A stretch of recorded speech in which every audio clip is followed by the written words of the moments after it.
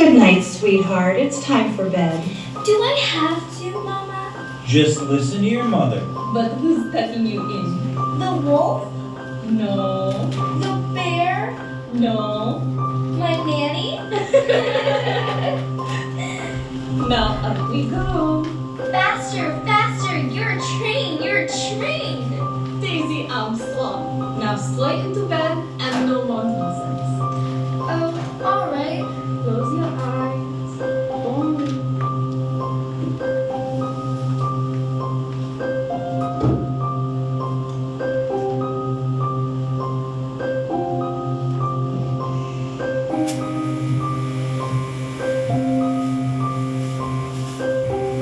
Who are you?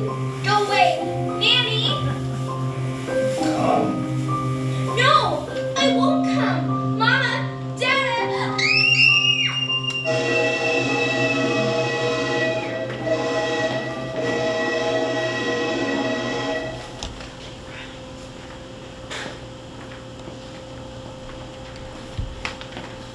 Good evening.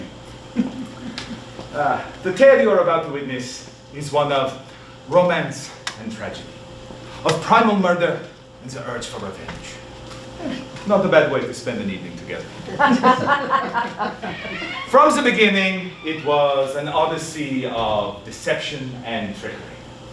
One moment I could see the light, like the lamp of a train engine as it hurtles past, and the next, all was darkness.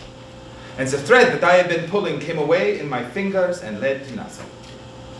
Now, this was the greatest case of my career. It could have been. Who am I to say? Modesty forbids it. It was certainly the most challenging.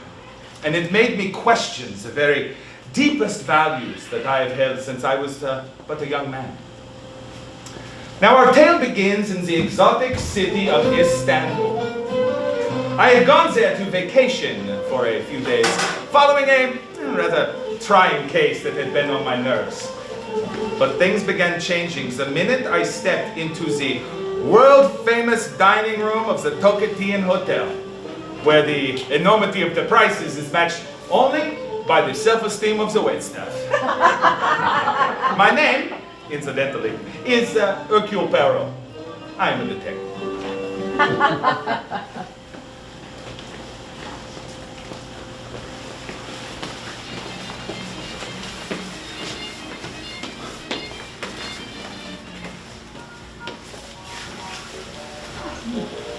This way, monsieur.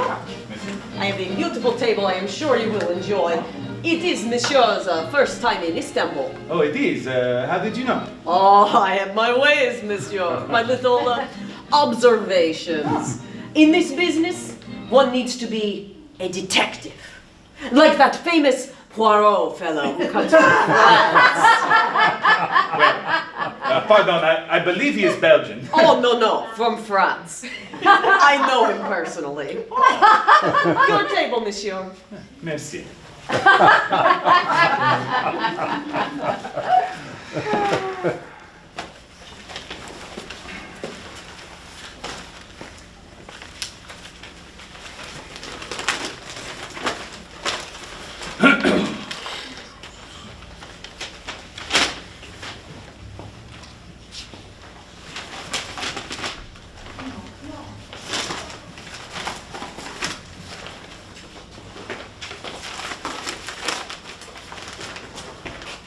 Mary, there you are! James, at last. There you are. Where have you been? Oh, I'm not that late, am I? Of course you're late. You're always late. I was terrified you missed the train.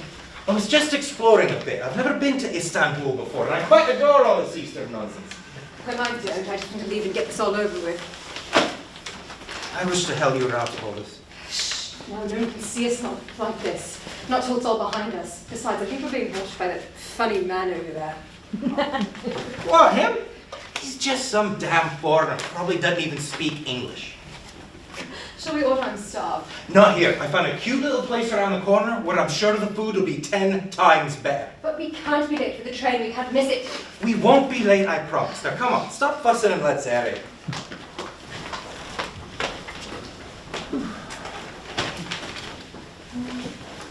Yoo-hoo, excuse me, waiter.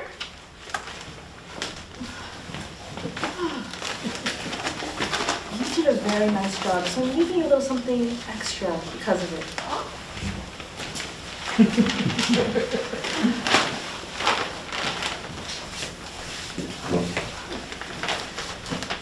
Excuse me, young man.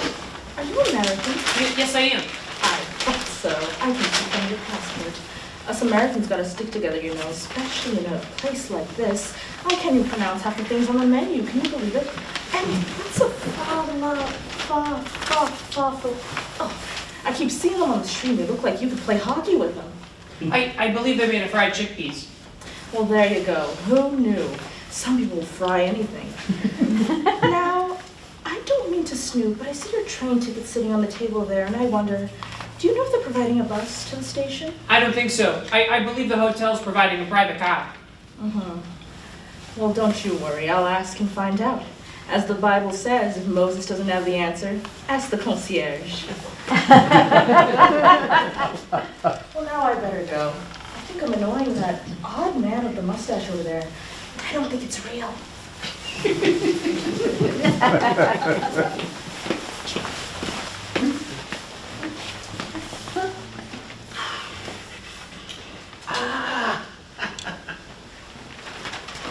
I hope that the food at this humble establishment is up to your usual standards. Oh, mon ami, is this your book? My friend! But, mon ami, what are you doing here? What am I doing here? This is my city, I live here. Oh, of course, I'm a fool. I run Wagonly, the greatest train company in the entire world. And the central office is in this hotel. Oh. Garçon, this meal is on me. Please, charge it to my office. Oh, no. Ah, oui. It will give me pleasure. Huh? You are my guest here. Miss. So, tell me, what are you doing here? You are solving a crime, eh? No, I did that last week in Syria. It was a bad affair. Army officer, a missing check, a beautiful woman. It did not end well. The man was guilty, that much was for certain, but perhaps because I had pressed him a bit too hard to admit his guilt, he, It was unfortunate in the extreme, and yet I believe I did nothing wrong. Of course you did nothing wrong. If you break the law, you must pay the price. That is what you have told. And that is what I live by. Now, tell me, you are staying here at the hotel, no? Well, I was going to, yes, I was going to play tourist, but there was a letter from Scotland Yard begging me to return home immediately. So I've asked the concierge to book me a train on your Orient Express. Ah, there will be no problem. And the best news is, I will be joining you, for I go to Lausanne tonight on business. Oh, c'est magnifique. Pardon, monsieur, but the concierge said to tell you that there are no more first-class tickets for the Express tonight. It is sold out. Tom, it is my train, and it is never sold out at this time of year. That is ridiculous. It must be a party or a convention, perhaps. Well, you tell the concierge to find a berth for Monsieur Perrault. He is my personal friend. But, monsieur... The number 7 is always available. It is held in reserve. Now, go tell him. Right away, monsieur. Mon ami, I'm in your debt. It is nothing. A gesture. Now, you see this menu? Throw it away. Tonight, you and I will sit on the train together, just like old times, and we will dine like kings. Well, but, is the food on this train edible? Oh! Monsieur Perrault, you stabbed me in the heart! I'm rising on the ground at your feet. It is no mere train that will carry you tonight. It is a legend. It runs like no other vehicle on the earth. The fittings are from Paris, the panelings Venice, the plates are from Roma, and the taps from New York. The best food, the best beds, the best pillows, the best feathers inside the best pillows. It is poetry on wheels. And Lord Byron himself could not write it better. Monsieur, prepare yourself, for in 1 hour I will meet you on the platform of the Orient Express.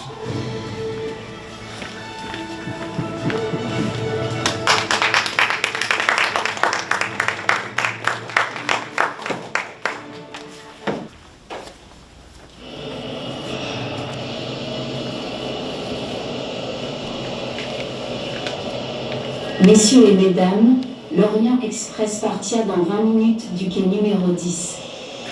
Veuillez faire attention aux marches, soyez prudents et bon voyage. Ladies and gentlemen, the Orient Express will depart in 20 minutes from platform 10. Please watch your step and have a safe trip.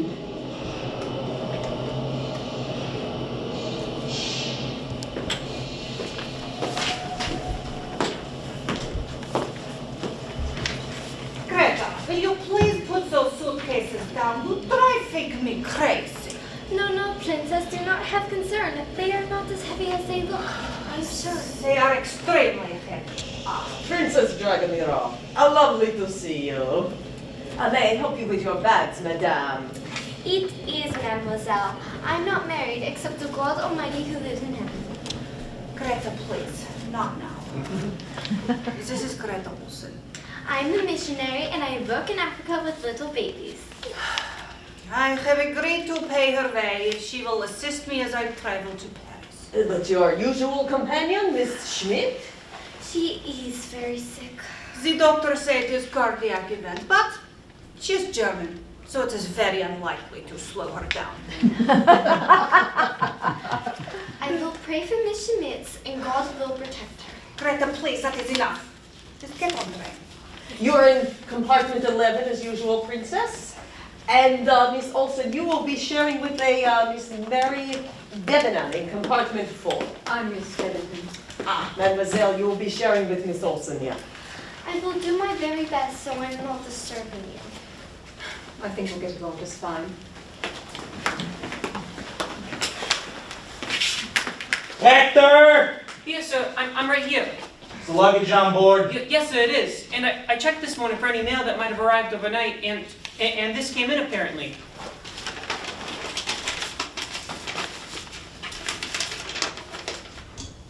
Oh, God damn it. I know, it's awful. I mean, just look at this. Prepare to die? Would you keep your voice down? You should call the police. It's none of their business. But sir, these are dangerous. This is the third one you've had in a week. It's good you have a gun. Would you keep your voice down? Pardon, could you direct me to the number 7 compartment? Oh, compartment 7, monsieur. I believe there must be some mistake. Oh, I hope not. I have to be in London in 3 days' time. My name is Hercule Poirot. Hercule Poirot? The detective? Hey, what do you know? Hercule Poirot. You know, I heard of you. You're famous. Merci, monsieur. And Ratchet. Samuel Ratchet. Import-export. You know, I may have some business for you. I am on vacation, monsieur. You'll change your mind when you hear the price, huh? Monsieur Ratchet, you're in compartment 2. I know where I'm going. Thank you. We'll discuss it inside. All aboard! Ah, Monsieur Poirot. Although you have beat me to the gate. I see you have met Michel. He is from Paris, and he is the best conductor in the company. Merci, monsieur, but your friend tells me he is in compartment 7, and I am afraid it is taken. Indeed, the entire first-class coach is full. Oh, that is incredible. I know, monsieur. The whole world elects to travel tonight. You will put him in number 1, please. It is my personal compartment. I will find something in one of the other carriages. Oh, no, mon ami, I cannot take your bed. I insist. It is done. Once again, I'm in your debt. Michel, you will make the arrangements? And have all the passengers checked in with you yet? Oh, not yet. We are waiting on a Mrs. Hubbard and the Count and Countess Andrani. Oh, I hear the Countess is one of the greatest beauties of Europe. She is Hungarian, I believe. A commoner who became a doctor, and when she married the Count, she became royalty. I see her coming. Countess Elena Andrani, welcome. I am Monsieur Book of the Wagonlit. I am delighted to see you. Your reputation precedes you, madame. Well, may I present my friend, Monsieur Hercule Poirot. The famous detective. Oh, that is being wonderful. I have read about you in the papers, monsieur, and I admire you greatly. On Nogen Kedvesh. As Igor Shah. Ogen Overendek. You speak Hungarian beautifully. Oh, well, not as well as you speak English. May I help you with your bag, madame? No, it is nothing at all. And is your husband, the Count, is coming? Alas, he cannot join me this trip. But since I am visiting my master, it works out anyways. He does not like her. Monsieur Paul, I look forward to hearing of your wonderful adventures. And I look forward to telling you about them. Compartment 12, Countess.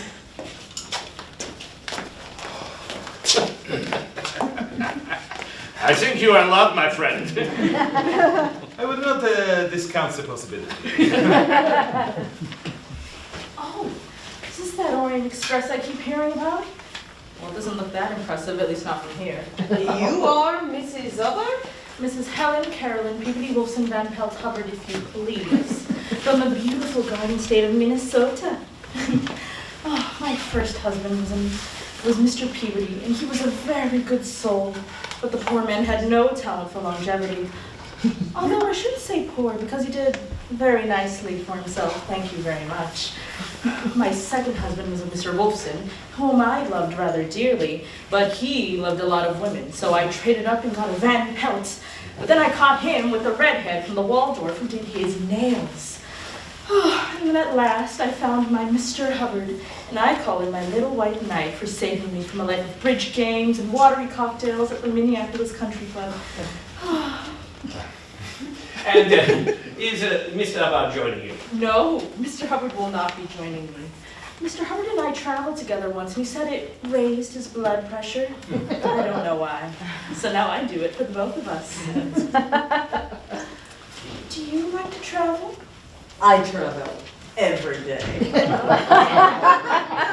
Then you and I should exchange notes sometime.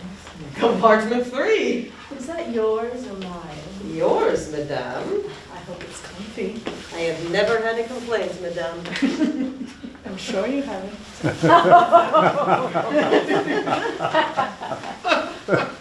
She's quite the character. They are all characters. If I was Balzac, I would write a novel about all of them. And just think that for the next 3 days, these strangers will be traveling together in the closest of quarters, eating and sleeping under a single roof. And then, at the end they part, never to see each other again.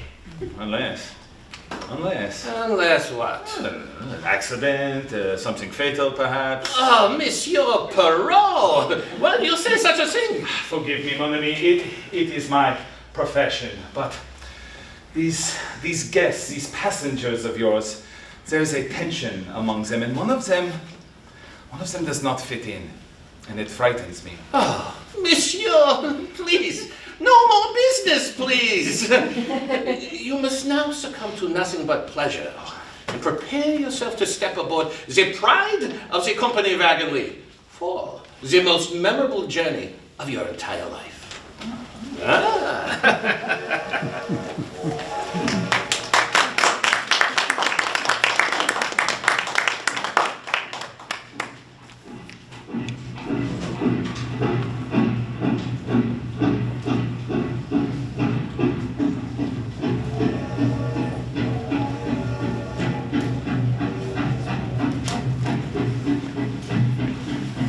Well, if this the bee's knees, maybe I'll just move in for good. Oh, this way, please, and watch your steps. Holy cow, is it snowing out there? Ah, we get quite a lot this time of year, I am afraid. Last year, we got stuck in the snow for 7 days. 7 days? Was there liquor on board? There is always plenty. Oh, now I can breathe again. Oh, don't get me wrong, I'll eat anything as long as it's cooked in bourbon. Oh. As the movies say, lead on it though.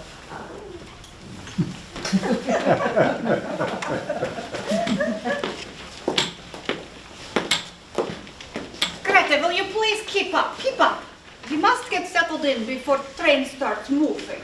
I have to confess to you, Princess, I'm not liking trains at all. They are feeling tight to me, like clothing that is made the wrong size and fit on my bosom. May God forgive me. Don't be silly. Trains Wonderful. I'm also not liking the strangers and their clickety-clackety. But we will be sitting next to each other. Yeah, that part is good. In Africa once, I am on a train and there is noise and crying and animals and oh, I look up from my book, sitting right there on the seat is a very old goat. It's true, old goat. He's like my companion. And on this trip that we are taking together right now, it will not be so different. Yeah.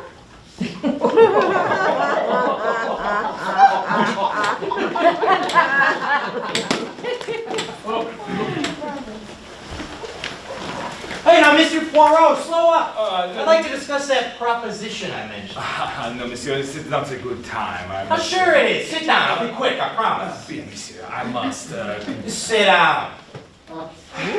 Bien. Proceed. Now, I want you to take on a job for me. Monsieur, I take on very few new cases. You'll take on this one, I guarantee it. And why is that? Because I'm talking big money here, Monsieur Poirot. I have an enemy. I would imagine you have several enemies. What's that supposed to mean? Just that you are successful, n'est-ce pas? And successful people have many enemies. Right. That's it. Exactly. You see, I've been getting some threatening letters lately, and I need an extra pair of eyes around to do some snooping. That's what you do, am I right? Snooping? Of course. I can take care of myself. But I'll pay you $5,000. How does that sound? No. All right, then, for a few days' work. Monsieur, I am not for sale. I have been fortunate enough to be successful that I only take the cases that interest me. And frankly, monsieur, you do not interest me. You want me to grovel? Is that it? I want nothing, monsieur, except for to leave.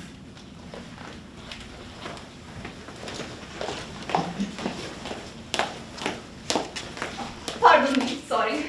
Hey, you're that countess, aren't you? That is correct. I say, you're awful pretty. And from what I hear, you used to be a commoner to start with, just like the rest of us. That is also correct. Does that mean you'll have a drink with me? I'm married, monsieur. My husband is having business elsewhere. Please, excuse me. Hey, hold on a second. Move out of the way, please. There's no reason to get all high and mighty about it. If you do not move 6 seconds, I will scream. Okay, just a minute. You did say you're unattached at the moment. We are on a train. Who the hell's gonna know what happens in some private car in a 2-bit PC? Stay away from me. Oh, Mr. Ratchet, I've been looking for you. I put your glass of wine next to your bed, and I thought that if you didn't eat anything else tonight, that I just... Shut up, Hector! Just shut up! Ah, my friends. I hope that you are settling in all right and enjoying yourselves. It won't be long now until... Not long at all. So, the journey begins, and I wish you both good luck and Godspeed.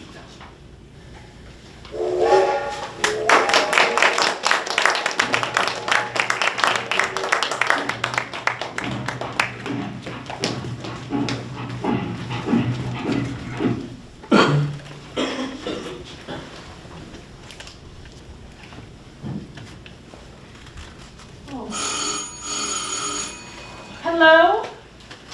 Hello? Oui, madame. Oh, Michelle, could you bring me a bourbon, please? And put it on the rocks. The tap water is terrible. Right away, madame. Oh, and how about some nibbles? Nibbles, madame. You know, munchies, yummies, things to snack on while I drink my bourbon. Ah, you mean like crisps, madame. Yeah, like crisps. You call them nibbles down in the Midwest. Say, Michelle, have you nibbled on anything before? I am not at that pleasure, madame. Well, you bring me those crisps and I'll give you a lesson. Over and out.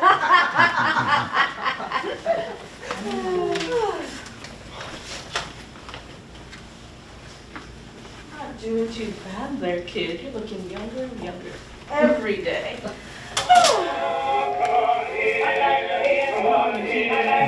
Alexander's ragtime band. Come on in here, come on in here. It's the best band in the land. And they play a beautiful chord like I've never heard before.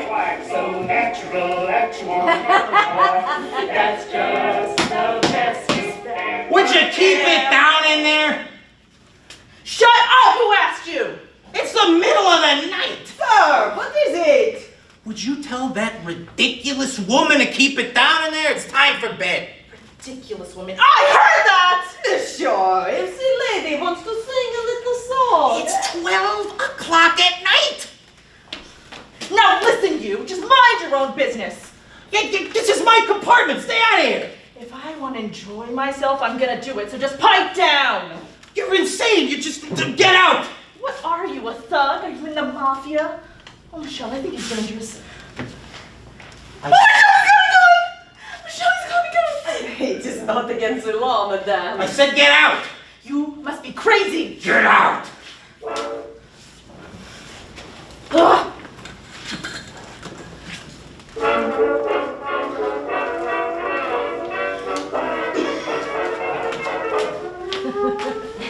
Hey, Mr. Who's-Its, I hope you don't have any trouble with this one, because that would be un-American! Some dance, some prance, they say there's nothing finer than Charleston, Charleston.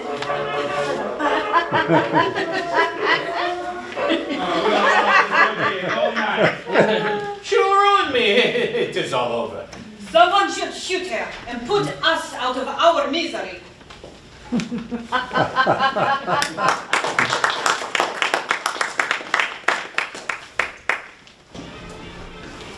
Orient Express to Belgrade Station. Orient Express to Belgrade Station. Emergency call number 867. Alert code blue. This is important. Hello? Do you read me? Hello? Are you there, Belgrade?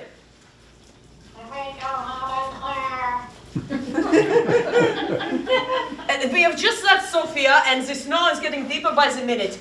I am getting concerned as we head into the mountains. Please prepare your rescue equipment in case of stoppage. Hello? Do you read me? Belgrade? Belgrade, can you hear me?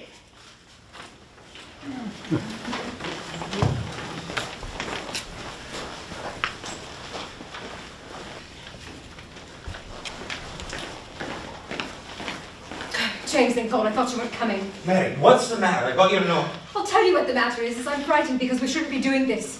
Now calm down. I can't calm down because we have to stop this. Now don't be ridiculous.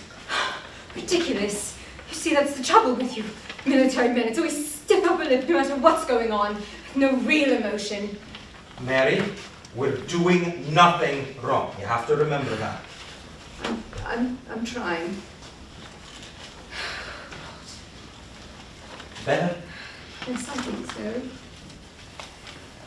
There was a hill near my home in Scotland. I used to watch the trains go by in the valley below, and I knew they were going to exotic locales. And I wanted to climb aboard in the worst way possible. But you didn't. No, I suppose I knew I'd break my mother's heart. You're a very good man. No, she was a very good one. Do you know what the worst part of all this travelling has been? Is we've gotten absolutely no privacy. It's absolutely maddening. What? I don't see anyone around at the moment, do you? Oh, James. Be strong. Oh, we'll try. I promise. Hey! Of course you're interrupting, you moron! Are you blind? Oh, I'm sorry. Shall I go get a snack or a... Oh God, the train's stopping! What's happening? The snow, look. Oh God, not now! We've been to snowdrift. Christ, that's all we need. Shall I go take a look? Oh, what good will that do? James is right. Go ahead, Mr. McQueen. We'll be here waiting for you. I'll be back in a minute.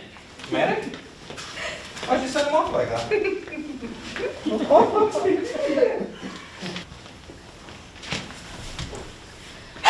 Somebody come quickly!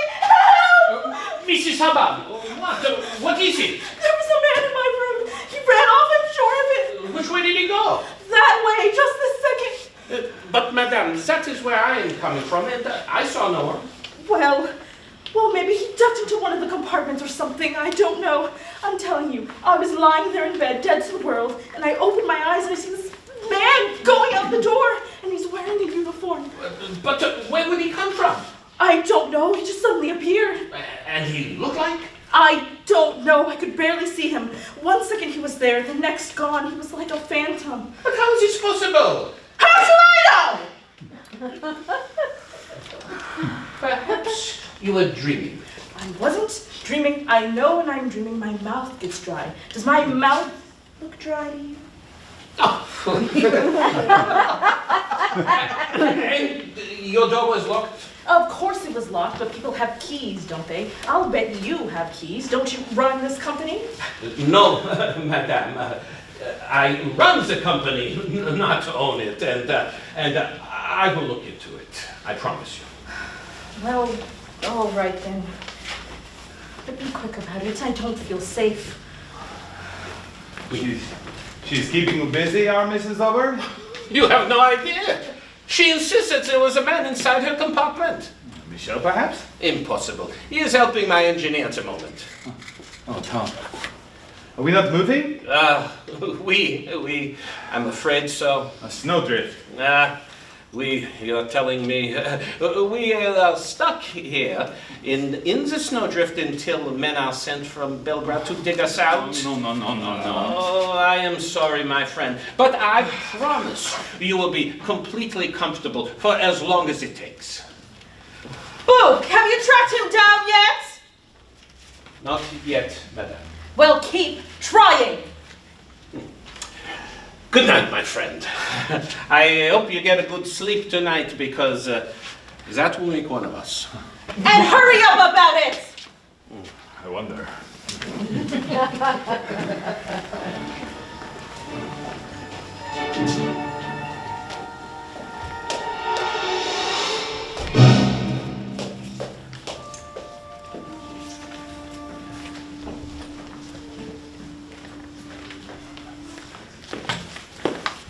Greta, it is I. Slow down. Oh, good morning, Princess. Good morning. Good morning. Good morning. Good morning. Oh, my fault. Good morning. Mr. Ratchet? Wrong door! I'm sorry. Mr. Ratchet? Sir? Sir, could you open the door, please? Hello? Is anything wrong? He isn't answering.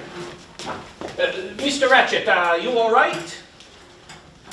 Mr. Ratchet, are you all right? I hope he's not being ill. Shh. Mr. Ratchet! Quickly! Do you not feel the air? It is freezing. You must get in there. I do not like this at all. Mr. Ratchet! I do not like this at all. Do not touch anything. Do not touch anything. Get back.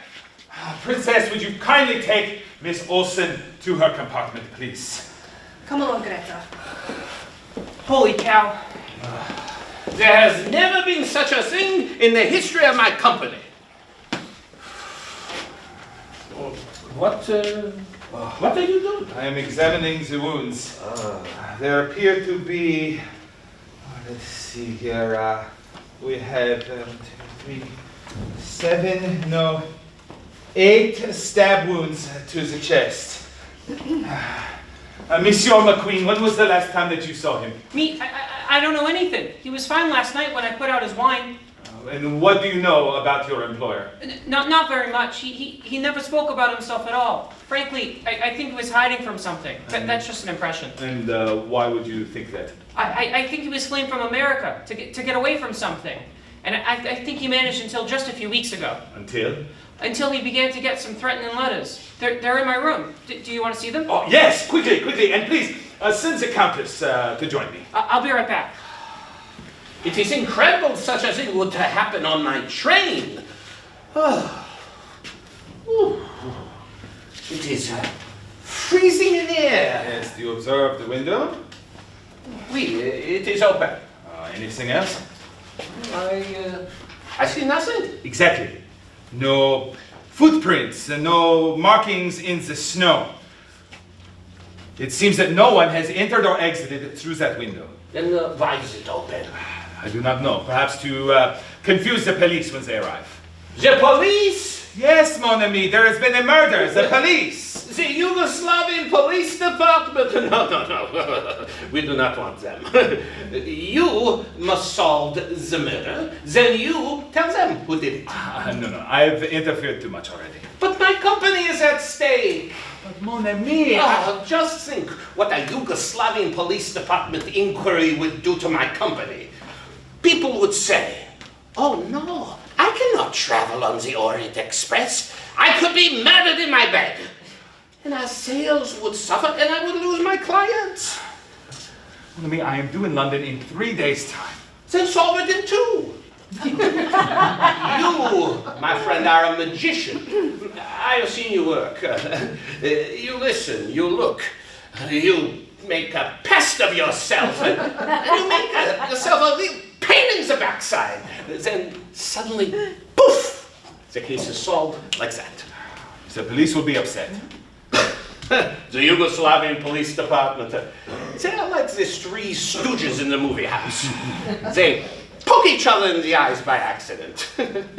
If, believe me, if you solve the case for them, they will be most pleased. They will probably put up a statue of you in the center of Zagreb. Well, I will need plans for the coach. Done. And the tickets and passports of everyone on board. Done. Excuse me, but you have asked to see me, oh dear God. Countess, forgive me. I knew that you had been trained as a physician, so I was wondering if you would help with the body. I am happy to help.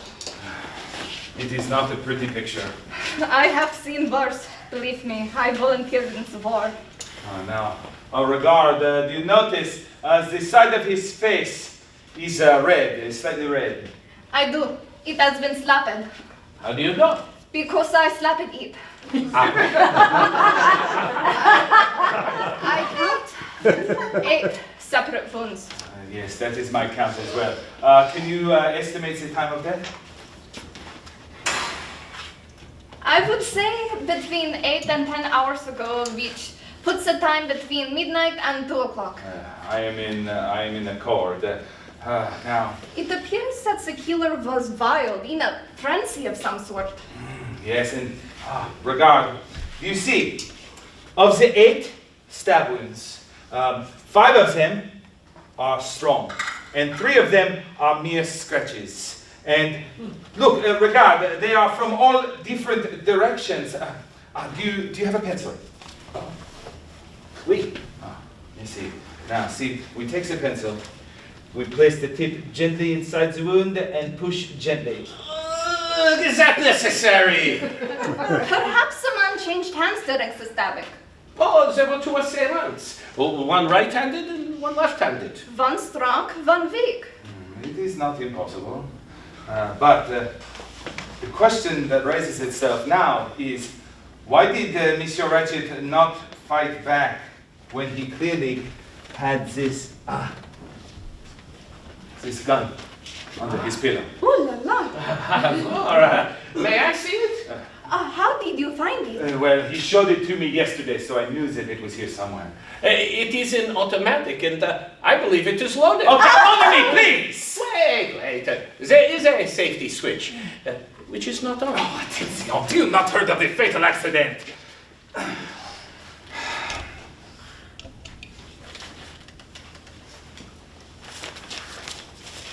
One moment. I have a good nose.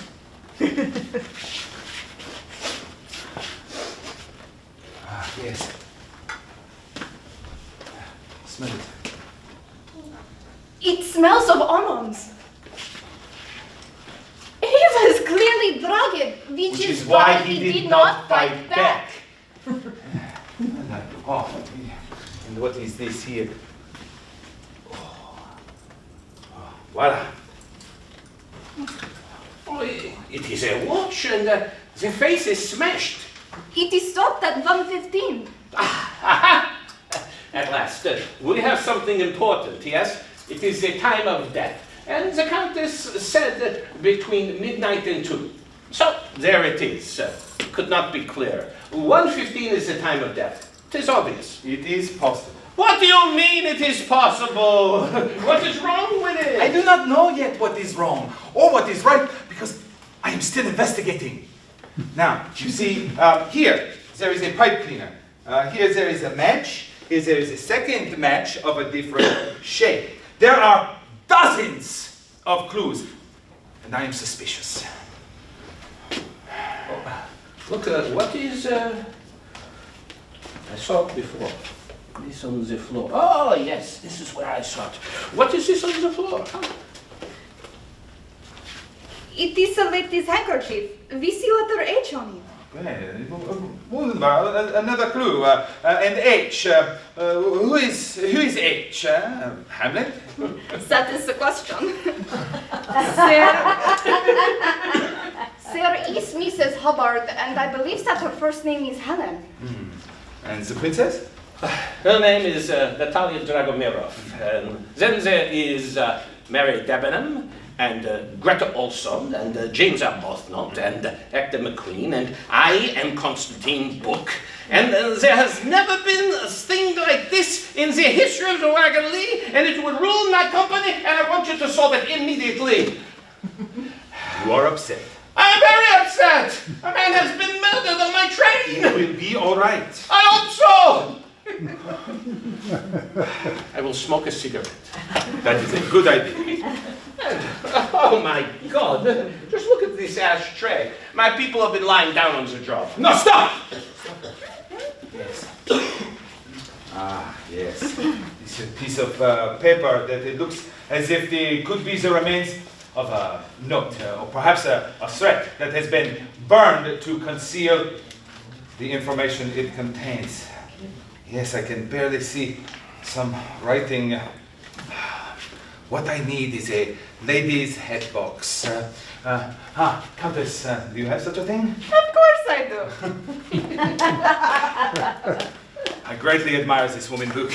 You notice she does not ask a single question. I ask for a head box, she goes and gets me a head box. I ask her to help with the body, she rolls up her sleeves.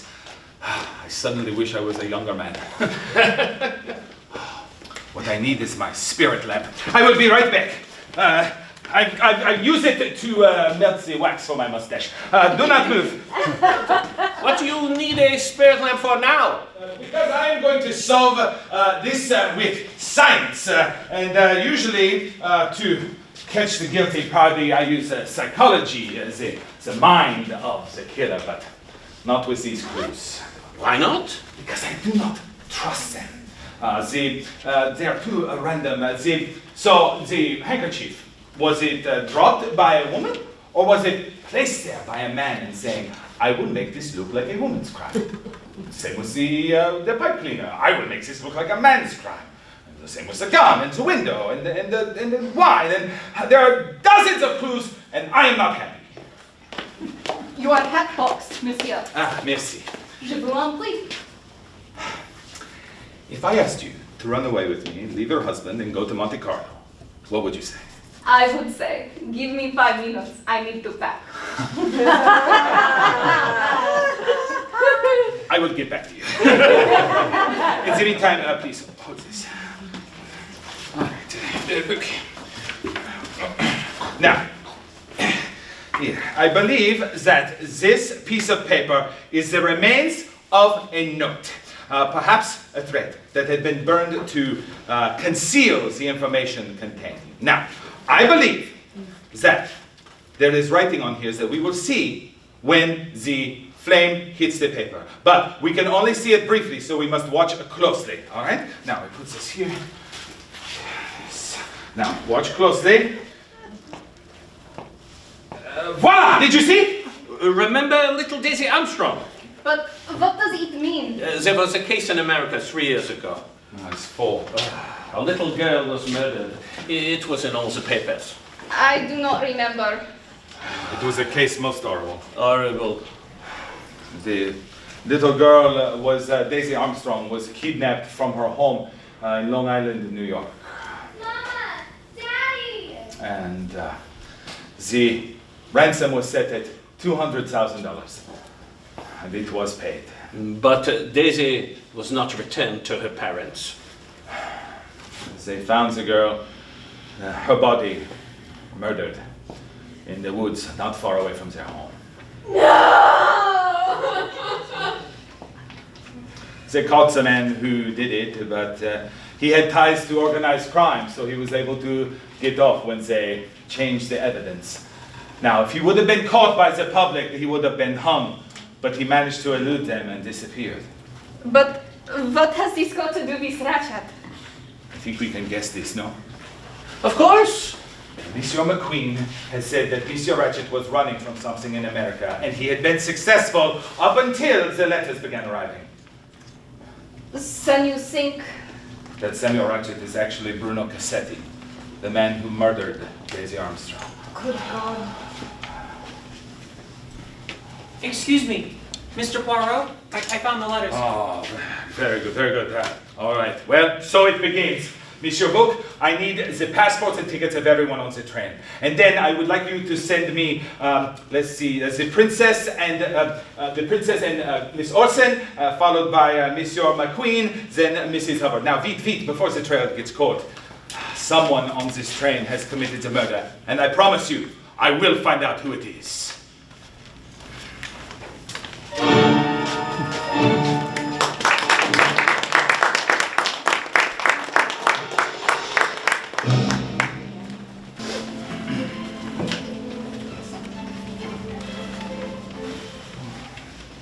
Monsieur Poirot, we are here out of sense of duty. That is all. I do not like my day to be disturbed. I understand, Princess. Then let us begin immediately. Now, it says here on your passport that you are Russian? That is correct. I have been in exile since the Bolshevik dogs took over. And I see your first name is... Natalia.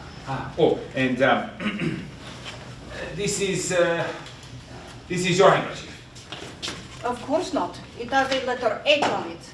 My initials are ND. Natalia Dragomirov. It is yours then, mademoiselle. No, I cannot afford such a beautiful thing as this. It would be a sin. Very good. Let's see now.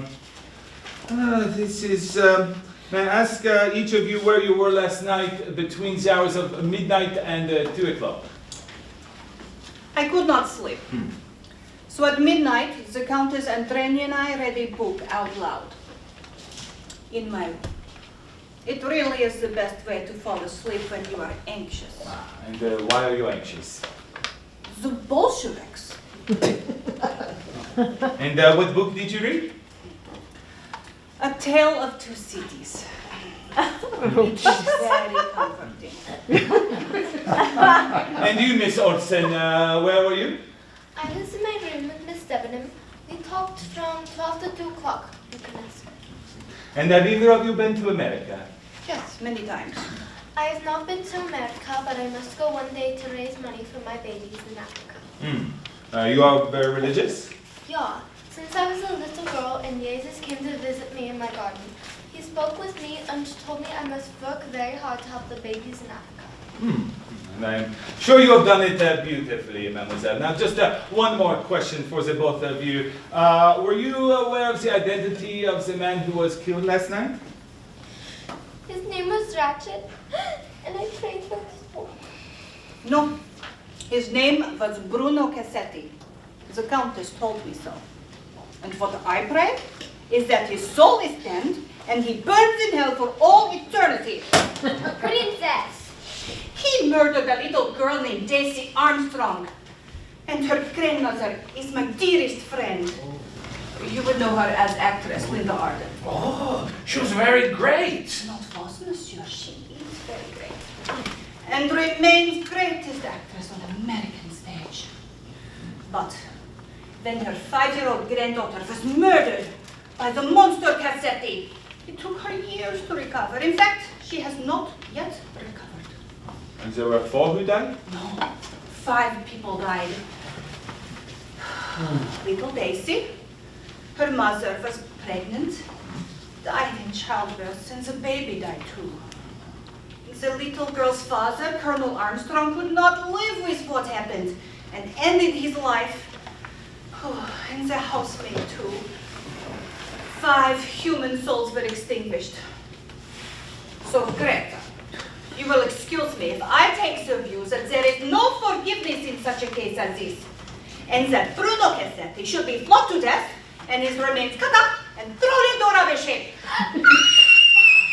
Greta, please, Greta. Oh, I'm so sorry. Monsieur McQueen, please sit there. Of course. Are they all right? They will be fine. I assure you. Now tell me, what exactly were your duties as secretary to Monsieur Ratchet? Well, I wrote his letters and did his errands and things.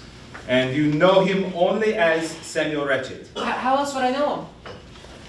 His real name was Bruno Cassetti. Holy God, are you sure of that? Then you know about the Armstrong case? You bet I do. My father was the district attorney for the state of New York, and he brought the case against that. Son of a bitch. I'm sorry. It's just, you have no idea what he did to that family. And they were so kind to me. And can you tell us who was in the Armstrong household? Mrs. Armstrong had a sister. She went to graduate school. But after the tragedy, she moved to Europe. And I think she got married.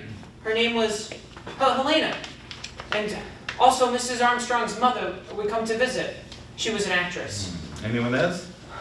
There was a governess and a baby nurse, and then poor Suzanne. She was a French housemaid. She came from Paris. And my father's office thought she might be implicated. But she was so distraught from the accusations that she Killed herself. But it turned out that she was innocent. My father was shattered. He never recovered. And where were you last night between the hours of midnight and 2 o'clock? 12 to 2, I was with Colonel Arbuthnot on the observation deck. And did you see anyone last night that you did not recognize? No, I saw Michelle the conductor, and the other conductor, and Miss Debenham, and also, and Miss Debenham.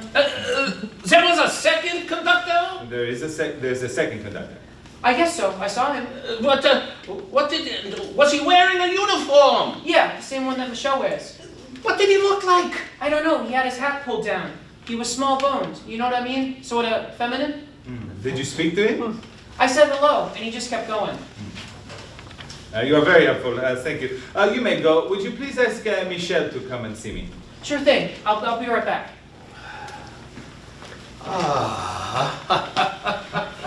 I knew we would get a breakthrough.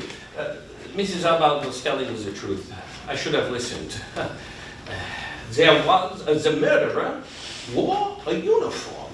And now the question is, where did he go? No, my friends. The question now is, does this man exist, or is he just an invention of Monsieur McQueen? But why would he lie? He is not the murderer. Why not? Because he is not the type. It is a crime of passion by someone Italian or Hungarian. A man with blood in his veins. I've looked at all of these passports, and there's one that troubles me. There is a grease spot on the signature page, and it obscures the first letter of the Christian name, and I believe it is telling. Who is it? Knock, knock. Excuse me, I need to talk to you. Excuse me, madame, but if you could please wait your turn. No, I cannot wait my turn because you owe me an apology. I do? You thought I was crazy. Pardon, madame, but I do not know to what you are referring. To what I am referring is the man in my room last night. You didn't believe me, but guess what? I have a surprise for you. There was a man, and I can prove it. He left a button. Look. Huh? It says Orient Express. It sure as heck does, and it's just the same as Michel wears on his uniform. And you found it? On the floor this morning, bright as you please, right next to my big toe after I put these tootsies down on the floor when I woke up. Yes, and you're just now bringing it to us? I just now woke up. It's called a vacation. Plus, I just heard about Ratchet's murder, so I thought maybe this button guy did it. You see, it all adds up. He goes into Ratchet's room, kills him, goes out to my door. I wake up at around 1:15 and see him. Well, not really see him exactly, just feel his presence. Do you realize you could have strangled me in my bed or shot me or something?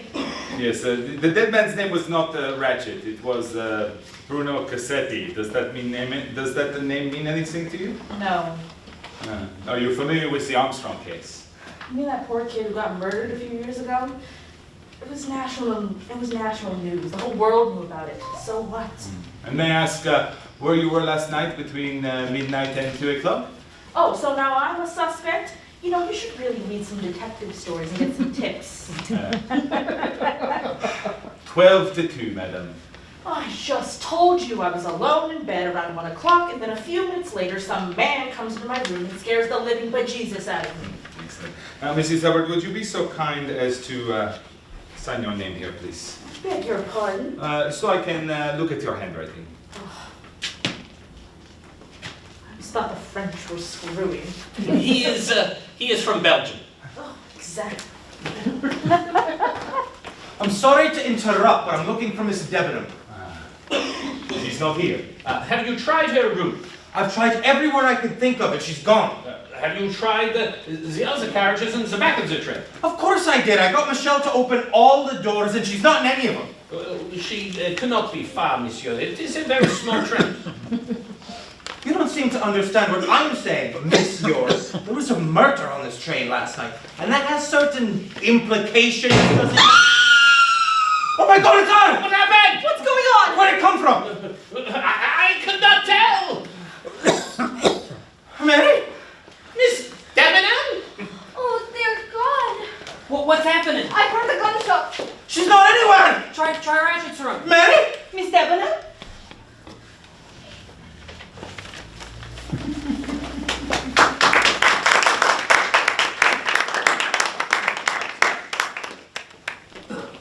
Of course. She's still alive. Oh, thank God. Mary? Oh God, what happened?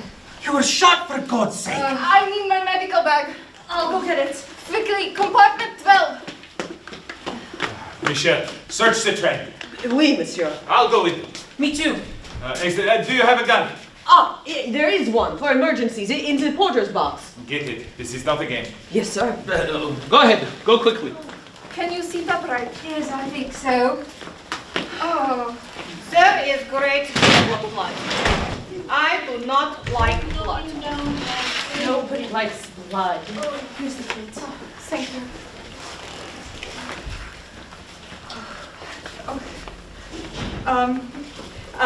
it is only your arm. Yes. You are not hurt elsewhere? No. Do not be alarmed. I am merely cutting the sleeve of your blouse so I can have a better look. I cannot look. Now, this may hurt a bit. It is, what do you call it in English? Iodine? Iodine? Ow! Be careful, will ya? It's all right, Colonel. You are remarkably fortunate, Miss Debenham. 2 inches to the left and it would have been fatal. Oh, thank God for small blessings. Countess, may I ask Miss Debenham a question? Are you well enough? Yes, I think so. It is simple. Here, let's see. It is a simple question. Who shot you?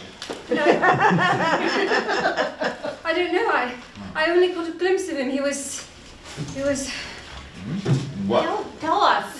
It doesn't make any sense. He was in some sort of uniform. I may have imagined it. Can you tell us what happened? I'll try. I woke up with a splitting headache, as though I had been drugged, and I rifled through my bag for some aspirin, but I couldn't find any, so I stumbled out of my room and I saw that Mrs. Hubbard's door was ajar, and I know I shouldn't have, but I went in. Sorry. Oh, it's quite all right. Go on.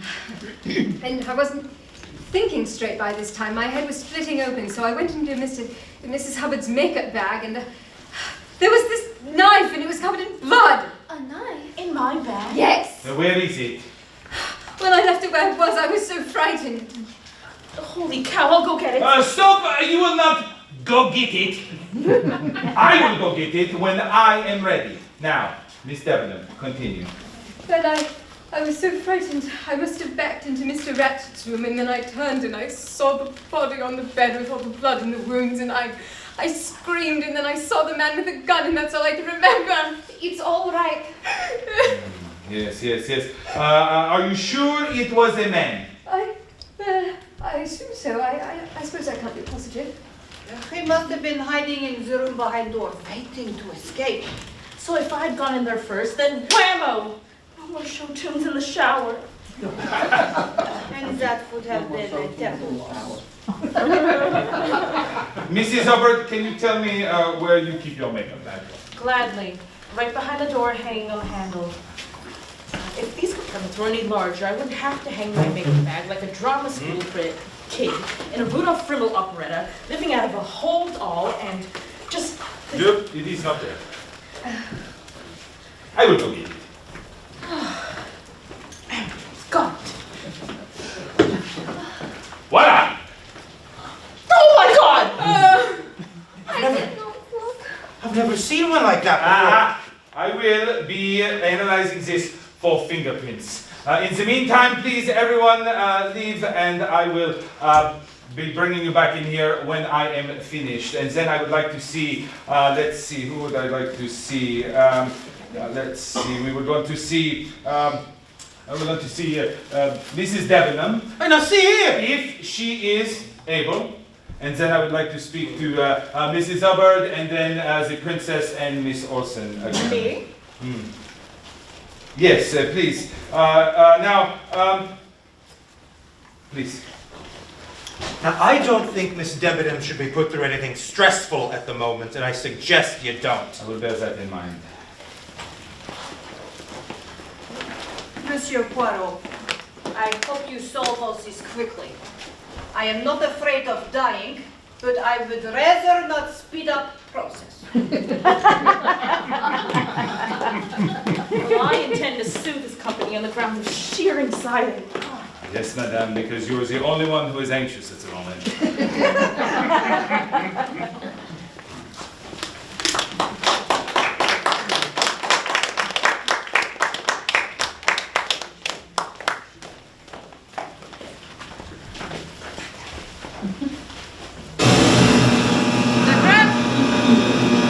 Come in, please! We have an emergency! And we cannot reach Belgrade. And we are 20 miles from the nearest town. We need assistance! Sandra, come in!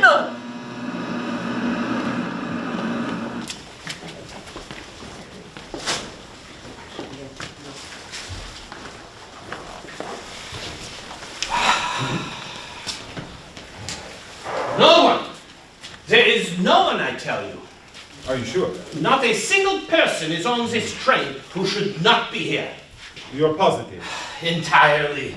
It has gone too far. Our lives are in danger. It is like a magic trick. But it is unbelievable. I told Michel to go on searching, and he may find something. I highly doubt it. Then where did he go? This man who was dressed like a train conductor. I do not know. That is the problem. It seems that every time I have a piece to this puzzle, one of my suspects has an alibi. Colonel Arbuthnot, I think he might have some sort of grudge against Cassetti for, business dealings or something. But Monsieur McQueen gives him an alibi. They are in the observation that chatting from 12 to 2. I think Miss Orson, she is not right. There is something strange about her. But again, she has an alibi. She is chattering away with Miss Debenham in their compartment all evening. And the same with Mrs. Hubbard and the princess. And now Miss Debenham is shot, and I am out of suspects. Poirot, I brought Miss Debenham as you requested. Now, what do you want with it? I just wish to ask her some questions, Colonel. You may go. I beg your pardon? You are no longer needed. You may go. Well, I'm sorry to hear that because I'm staying. Oh, well, I'm sorry to hear that because you are not. You listen to me, you noxious Frenchman. He is Belgian. Thank you. I don't care if he's the man on the moon. I'm not leaving her. It's all right, James. I'm sure it won't take long. She is correct. A mere 10 minutes. Well, I don't like it. Do you hear that? And you can put that in your meerschaum pipe and smoke it. That's was Sherlock Holmes. Go to hell! Now, Miss Debenham, there is much pain? Well, it's rather sore, that's all. You're very brave. I'm glad that this was not worse. Now, Miss Debenham, I heard you yesterday speaking with the Colonel, and you said you were terrified to miss the train. Why was it so important to you? It wasn't that at all. I just didn't want to miss the train. But you said you wanted to get it over with. You wanted to get it all behind you. You seemed quite agitated. You're reading into it. I'm just tremendously punctual. Oh, pardon. It is my profession. Sometimes I can be a bit imaginative. And you and the Colonel are close, I take it? No, we just met. I suppose we'd rather hit it off. Now, as for the murder, I assume you know the identity of the dead man as Bruno Cassetti? I heard. And what did you know about the kidnapping? Not much, I'm afraid. I've never been to the States. And what was it that brought you to Istanbul? I'm a governess. I lived with the family for about a year. And can you tell me your whereabouts between last night between the hours of midnight and 2 o'clock? Yes, I was in my room with Miss Olsen, chatting until quite late. You see, she chats quite a bit when she gets anxious, and I may have dozed off for a few minutes. I see, yes. May I go? Oh, yes, you may. Oh, wait, before you go, pardon, could I just have you write your name? It's a good thing I'm left-handed. I'd have trouble signing with my right at the moment. Please, get some rest. And on behalf of my company, I will have some champagne sent straight to your room. Thank you. And please, if there's anything else I can do to help, please let me know. Bye-bye! Bye-bye! Oh my God! Can you imagine if she had died? Thank goodness she's such a lovely young woman. She is more than lovely. She is a complete liar. Miss Debenham? And she claims she is not well acquainted with the Colonel, and they are clearly intimate. Plus, at the train station, she wanted to say she wanted to put something behind her, and now she is acting like those words meant nothing. But she was shot! In the arm. It could have killed her. I wonder. About what? Ooh la la, you do not suspect of Cassetti's murder? Why not? But it is impossible! No, she is cool. She is methodical. She would not stab a man to death. She would sue him in court. No, you are wrong if you think that this is a quick and passionate crime. No, this is a long-headed crime, monsieur. I would stake my career on it. Here, take a look at this. With the sleeve of a blouse, so what? Yes, but you notice that there is a powder burn.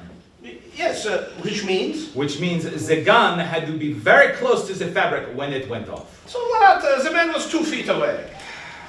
Pardon, messieurs! I have finished this search. Oh, and? Nothing.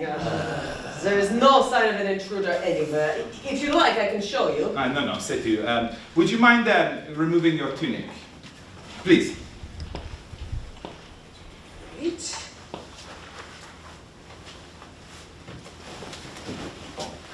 Merci. Now I see that none of the buttons are missing, and once more they are all old and nothing new has been sewn recently. That is correct, but may I ask? Yes, Miss Debenham found a button on the floor last night in her room. It is not mine, monsieur. I see that, yes, but it does match yours exactly. Tell me, is there another, It does, it does. Yes. Let's see here now. Is there attendance in the train at the moment? There is one in second class, a ticket taker I've known for years. Yes, is he large or small? Quite large, I'm afraid. Shall I have him see you? No, that is quite all right. What does he have as passengers on the train, besides the one on this coach? Oh, well, there are not very many at the moment. It is the off-season. There is a mother and child on the Belgrade carriage, and that is all. Anything else? No? I don't know, there's no more staff, no more conductors. There is not a second conductor that would have a uniform such as yours? No, there's no such thing. I earned this uniform through many years of service. However, Oui? well, frankly, sure, I trust her word, but Miss Olsen did say she saw last night what she called a second conductor. Miss Olsen? Oui, she told me this morning. She did not tell us this morning. Well, she said that he wore a uniform like mine, and that when she spoke to him, he did not respond. In fact... What? Tell me quickly. The princess says that she also saw this man last night. Ooh la la. Yes. What is it? Oh, this is just the kind of clue I've been waiting for.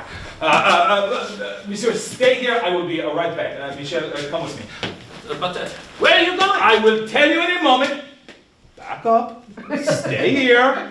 We will be right back. Pardon, madame. Please, stay here. I will be right back. I thought you wanted a question. I do, Miss Madame. I will be right back. Would you come with me, please?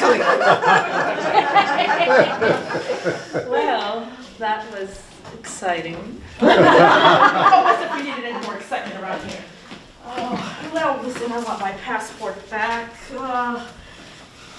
What if there was another shooting and we had to make a run for it? Can you imagine me wandering through Yugoslavia without a passport? They'd shoot me outside and ask questions later. Who are you? Well, I'm Mrs. Helen Hubbard from the Gulf, and I kept... You have been extremely patient, madame, and believe me, I am grateful. If there's ever anything I can do to thank you, I am at your service. You know, you remind me of one of my husbands. Which one? The next one. No,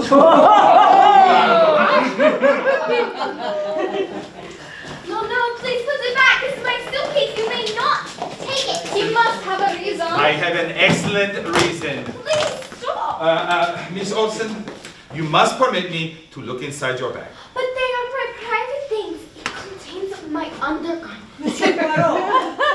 Mademoiselle, I will not look at anything that will embarrass you. You have my promise. In fact, Princess, would you mind assisting? Excellent. Now, Miss Orson, Michelle tells me that you saw a second conductor on the train last night, correct? Yeah. Yes, and what does he look like? He was small, like a woman. Mm-hmm. That is correct. I saw him as well. Oh, perfect. That is perfect. It seems that virtually everyone on this train has seen the second conductor, with the exception of Monsieur Book and myself. So, that begs the question, where did he go? If he were in uniform, he must be hiding on the train, but if he were in uniform, we'd be able to spot him easily. Therefore, one could conclude that he hid his uniform in the luggage of the passengers on the train. But why choose me? There are other suitcases.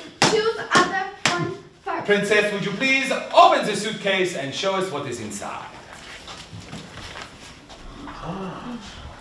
It is a uniform. Yes. Monsieur Book, would you check it and see if all the buttons are intact? No, there's one missing. And there you go. Are we surprised at this? No, mademoiselle, you did nothing wrong. I did nothing wrong. Right, just tell me, mademoiselle, when was the last time you looked inside your luggage? It was yesterday, just before we boarded. Mm-hmm. And so someone could have got into your suitcase after you left. I have no idea. I have never seen it before. Mm-hmm. But, Princess, you have done nothing wrong, but you have to tell me, did you see it? I have never seen it before. Monsieur Poirot, I must insist that you stop bullying Miss Olsen in this manner. She's just simply not up to it like rest of us. You are correct.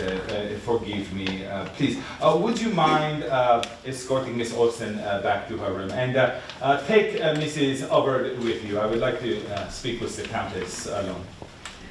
If you do not mind. Of course we mind. Every time things get juicy, you throw us out again. Will you please stop gossip mongering? Me? You have your mouth open so much I can count your teeth. What a pleasure to learn you know how to count. If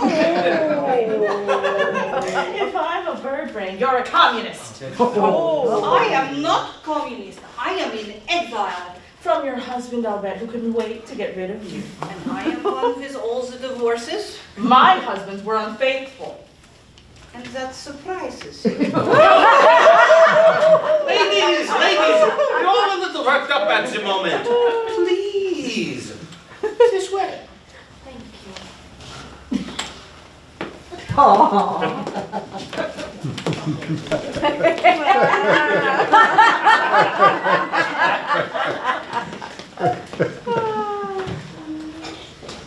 You seem troubled. I'm growing more and more worried about this case. Is that another crime you occur? No, that I will solve this one. Countess, what is your maiden name? Goldenberg, as you see on my passport. Yes, I see that, but it is Andreni now, right? Is it Countess Andreni? That is correct. Mm-hmm. And you changed it when you got married? Your first name is Elena. That is correct. I am a suspect. No, I just am asking questions. It is my job. I thought we were friends. It is my greatest wish, but please, indulge me. Now, Countess, this morning I was examining your passport, and I noticed that on the signature page there is a grease spot. The spot occurs before the first letter, and it could easily hide a letter, such as H.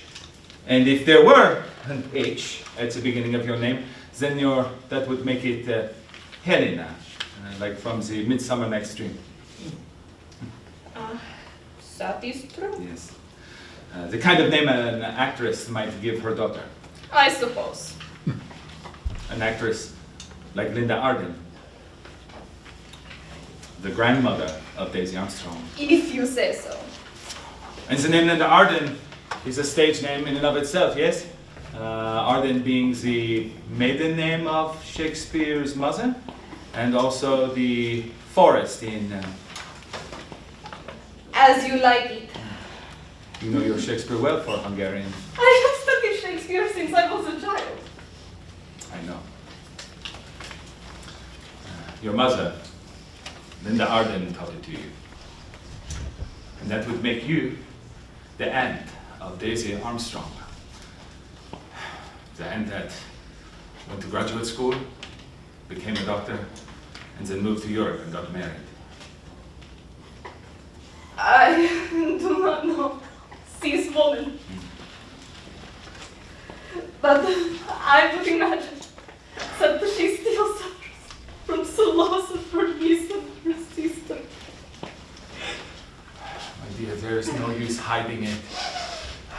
When we arrive at the station, a telegram will get me a picture of Daisy's aunt, and then it will be all over. But I didn't kill him! I should have, but I didn't. I didn't even know who he was until you discovered it. But then I realized if you knew I was Daisy's aunt, you would think that I killed him because he was a blackmailer and a swine and the murderer of a darling, sweet, innocent child who deserved to live. Really, madame? It's the truth, I swear to God. But I'll tell you this. If I had known who he was, that he was Bruno Cassetti, the man who stole two of the people I loved most in this world, I would have pushed that dagger through his chest myself, and believe me, no other wounds would have been necessary.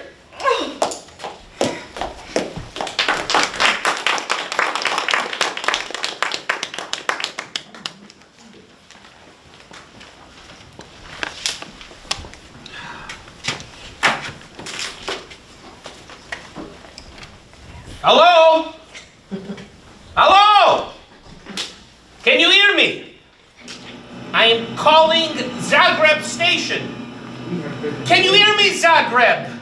This is Konstantin Puk of the Orient Express. Oh, you can hear me. Good. We remain stuck in the snowdrift in the Polinsky Pass. Where are you? Oh, you want to know our conditions, huh? Well, we are losing meat and light. Provisions are low. The passengers are angry. And we have a dead man rotting in compartment 2. And how are things with you?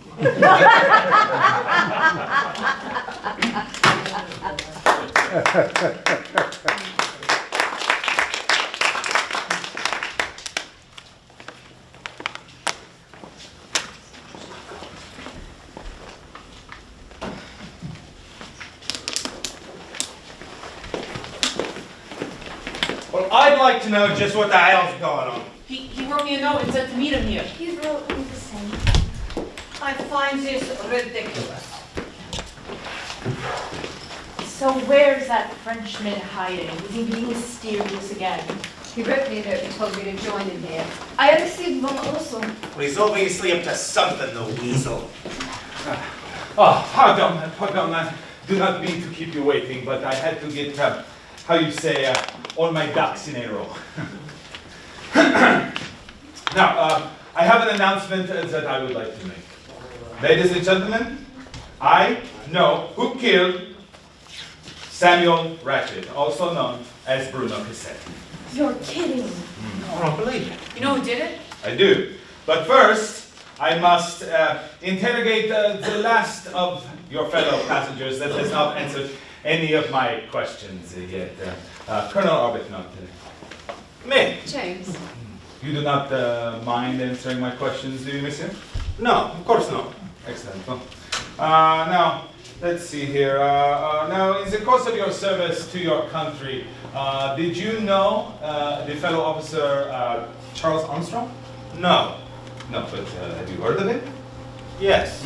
We served in the same theater of action, but we never met. Yes. You've heard of the Daisy Armstrong case. Of course I have. She was murdered by some brute who was out for money. And did you know that Colonel Armstrong was her father? No, I didn't. Or that he took his own life after the tragedy? Oh, God. I'm sorry to hear it. No. Colonel, at the hotel in Istanbul, I overheard you say to Miss Debenham that you wished that she was out of all of this. What did you mean by that? I have no idea.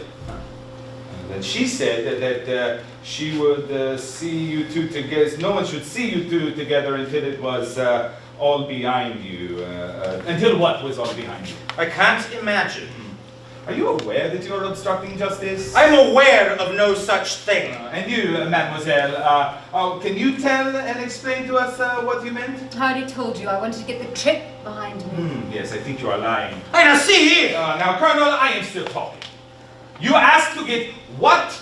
Get her out of what? You wanted to get what behind you? I'm married, all right?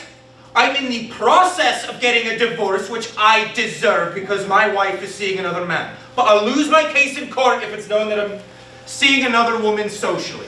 So until the divorce is behind us, we're trying to keep our affairs private. No thanks to you. You're doing a very poor job of that. Well, some of us have emotions, Poirot. I'm sure you'd sacrifice your own mother if it led to one of your damn solutions.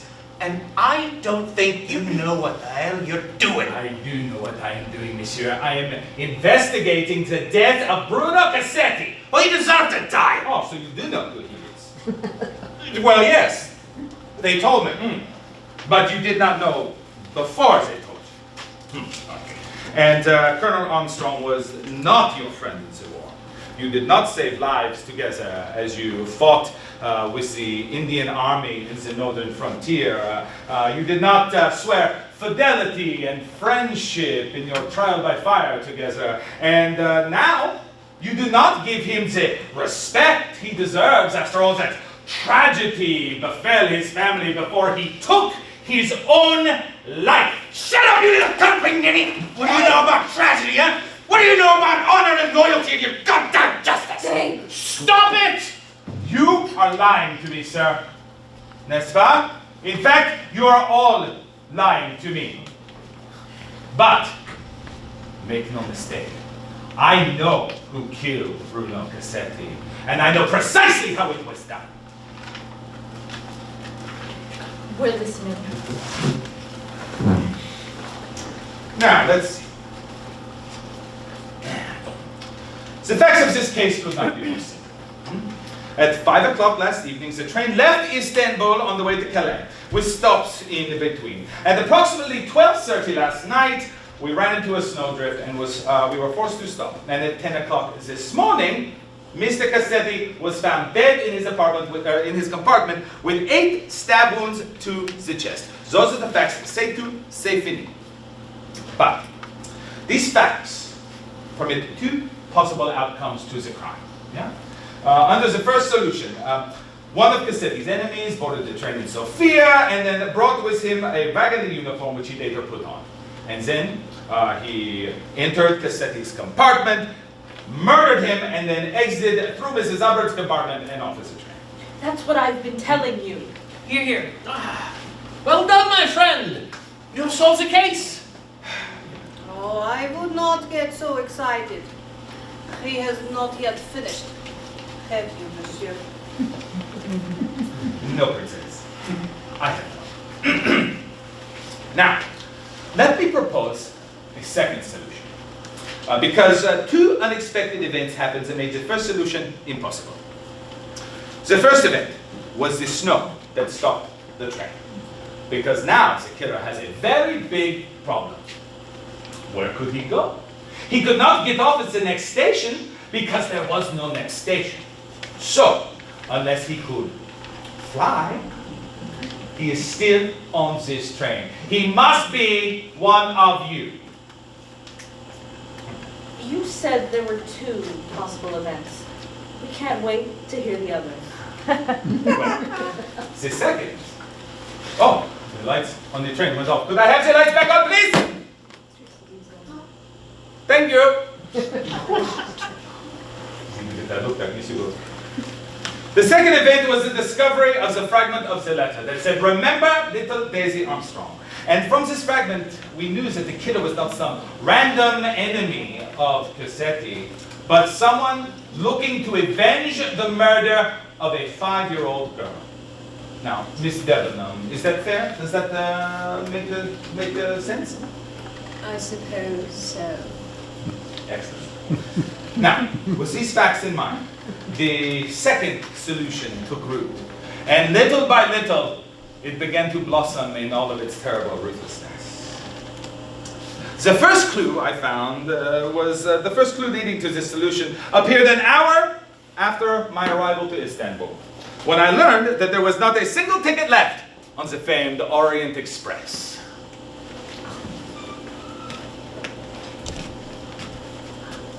It is never sold out at this time of year. That is ridiculous. And it was ridiculous. Why was the train so full all of a sudden? But thanks to Monsieur Book, I had secured myself a berth on the train, and soon the platform was filled with the most amazing company of actors.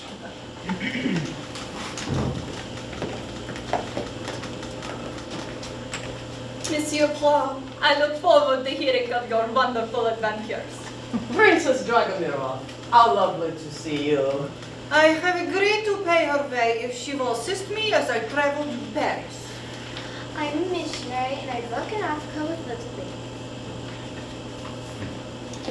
Hungarian, French, Swedish, Russian. Why were all these people on the same train? It was like looking at a painting by Pablo Picasso. There is an eye above a nose, above an ear, and over there there's another ear. It is, nothing makes sense. Consider the moment in the corridor last night. Help! Somebody come quickly! Help!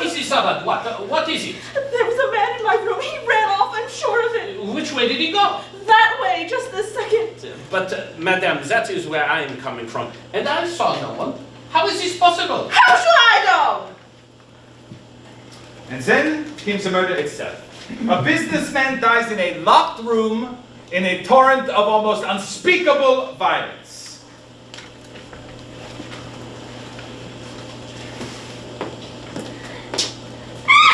Dear God, it is awful! Do you see his chest? It is horrible. I can't believe it! And then it was time to inspect the body. And the Countess and I found not one, not two, but 8 stab wounds in the chest. Perhaps the man changed hands during the stabbing. Or there were 2 assailants. One strong, one weak. And then I was offered a feast of clues. I had the watch, which was, in fact, the most important clue of them all. The broken watch. It is stopped at 1:15. Ah! At last! It is the time of death. But for me, it was not the time that the watch told. No, it was the place where we found the watch, in Cassetti's pajama pocket. Now, let me ask you, do you sleep with a watch in your pocket? No. Do you? Do you? No, none of you do, because it is not comfortable. So, that led me to believe that the watch had been placed there deliberately, so that I would think that the time of death was at 1:15, when all of you had an alibi. When in fact, the murder did not happen until well after 2 a.m., in which none of you have an alibi. You know, I really don't think... Sit down, Mrs. Hubbard. Now, as for who actually killed Cassetti, the second real clue was found on the floor near the body. The handkerchief with the H in the fabric, yes. And now, I return this handkerchief to its rightful owner. The Princess Natalia Dragomir. But my name begins with an N, monsieur. Yes, but in the Russian, the Cyrillic alphabet, the letter N looks like the letter H in English. Thank you. I must have dropped it. Now, that leaves the most puzzling occurrence of the entire. As some of you recall, I was speaking with Mrs. Hubbard and the Colonel when suddenly there was a scream and a gunshot.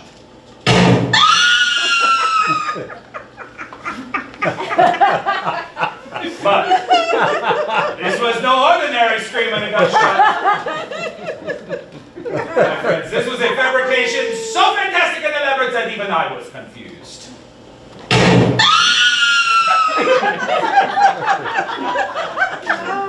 Oh my God, it's on! What happened? You made it? Miss Debenham? Within moments of seeing Miss Debenham on the floor, I knew the whole thing was a sham. A performance. How could a man only 2 feet away fire a gun and miss, and just graze the arm, huh? And why would there be a powder burn on the fabric where the bullet enters? Because you fired the bullet yourself, and then you fell onto the floor. Nonsense! I'd have to be crazy. Crazy. Exactly.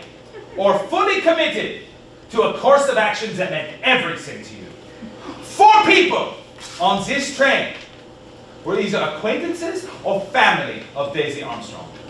Do you not think there could, do you not find that incredible?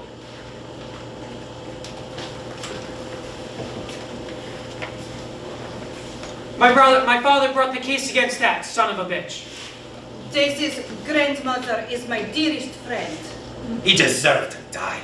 I would imagine that she still suffers from the loss of her niece. And if there were 4, could there not be 6? Or 8?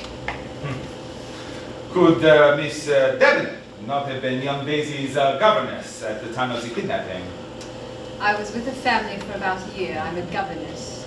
And could Miss Olsen not have been the baby nurse when she was on Long Island? I'm a missionary. I broke in Africa with little babies. Now, as for Michel,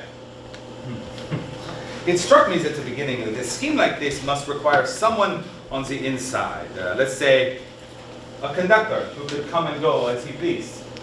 And then I remembered that Suzanne, the maid who killed herself, was from Paris. And could we not think that she is perhaps Michel's daughter who went to work in America? And that leaves one final passenger who is not accounted for. Mrs. Hubbard.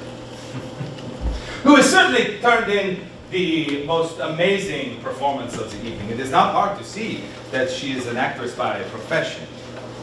It's the great Linda Arden, who dazzled so many audiences during her astounding career.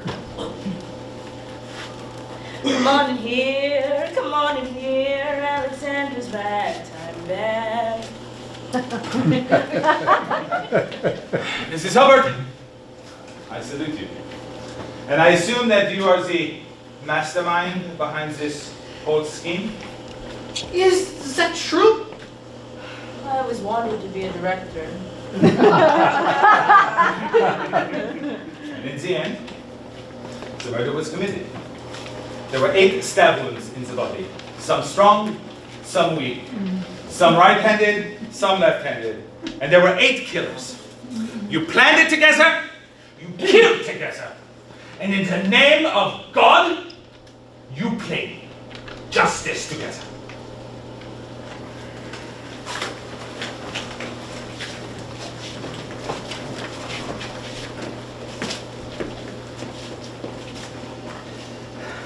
For the little girl. For my daughter, you pig!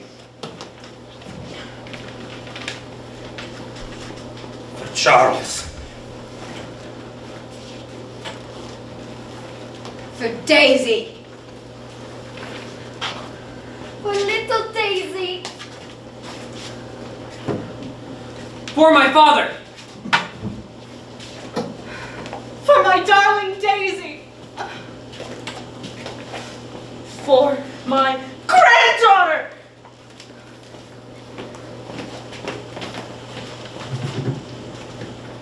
And now, my friends, what do I do? It is clear the Yugoslavian police will be here soon, and when they arrive, I must tell them the truth, n'est-ce pas? The truth, of course, about the second conductor. Anything else would be a complete injustice. On the contrary, it is the only justice. If you commit murder, you must pay the price. But it was Cassetti who killed a little girl. And did that give you the right to kill him? Of course it did. He killed 5 people for some ransom money. And he'd done it before and he'd have done it again. Now it's time for you to turn around, walk away, and leave us alone. No, it is not that time. It is not. I have never turned my back on the law, Colonel. Do you not understand that? Law and order. We must have it or we all become barbarians. It is 1934. Europe is changing. Without the law, we will lose ourselves in everything that we have built. I cannot agree with this. I cannot just accept this. But the man was a monster, Monsieur Perrault. I cannot just... May a humble actress speak her piece? Please do, my dear. Monsieur Perrault, we are all in your hands and we acknowledge it. Would you really have preferred it if Bruno Cassetti had gotten away scot-free? Is that the kind of justice you are after? Look at it this way.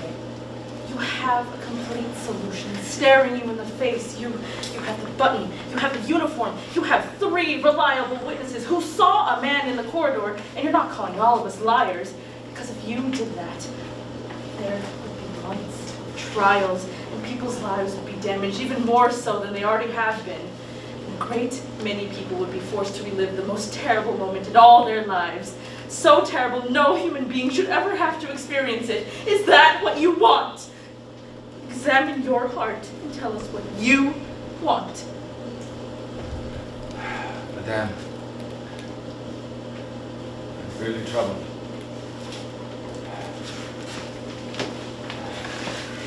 Monsieur Bouquet, you as the director of the Wagening, what do you think we should do?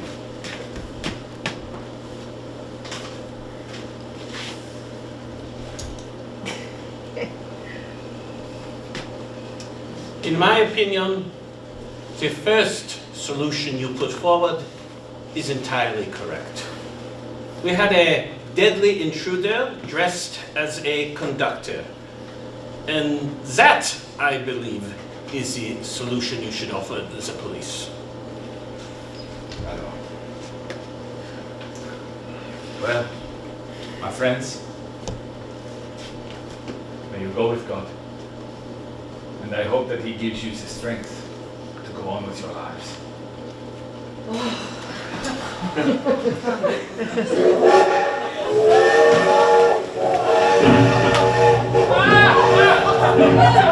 The crews have arrived! Oh, praise the Lord. Oh, thank God! James, look! Oh, hello there, hello! Here, the children! See, man, I told you it would be all right here. And you know, Poirot, you turned out to be more than I... Perot? Monsieur Perot? He's gone. Gone where? Monsieur Perrault?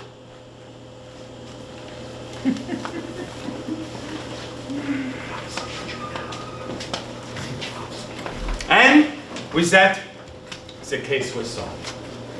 Now, afterwards, Miss Olsen did in fact get to Africa, although for the first time. And she did save many babies and save many lives. Yes. Miss Debenham and Colonel Arbuthnot were married in a quiet ceremony in St. James Square. And the princess, well, Michel went back to his trains, and Monsieur McQueen went back to his businesses, and, well, the princess, unfortunately, has left us for the great beyond. Now, unfortunately, the Countess returned to her husband, it happens. And Monsieur Bouc and I remain good friends to this day. Meanwhile, friends, I beg you to believe me. I wish them nothing but the best. And I wish them nothing but success in all their adventures. But at night, when I'm alone, I keep asking myself over and over again if I did the right thing. And on many nights, the sun rises before I can close my eyes.